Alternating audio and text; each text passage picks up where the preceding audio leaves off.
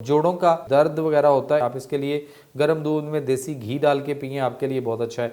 बकरे के गोश्त की यखनी बना के देसी घी काली मिर्च के साथ उसको तैयार कर लें और जब आप पीने लगें तो उसमें जैतून का तेल जो है वो 1 चम्मच या आधा चम्मच वो बाद में ऐड कर लें और उसको पी लें। ये भी आपके जोड़ों के लिए बहुत अच्छा है। और ख़ास तौर पे एक आपको कहवा बताने लगा हूँ तिब्ब नबवी की रूह से कि जो जोड़ों का दर्द है आपको, उसके लिए आपको सातर फारसी ये आपको मिलेगा पंसार से। जब जड़ी बूटियाँ बेचता है उसके पास जाएंगे तो पंसारी से आपको मिलेगा सातर फारसी 9 ग्राम। उसके बाद आपने बादियान लेना है 6 ग्राम। सौंफ को बादियान भी कहा जाता है, ये ज़हन में रखिएगा कि सौंफ का एक नाम बादियान भी है। तो आपने बादियान या सौंफ आपने लेनी है 6 ग्राम।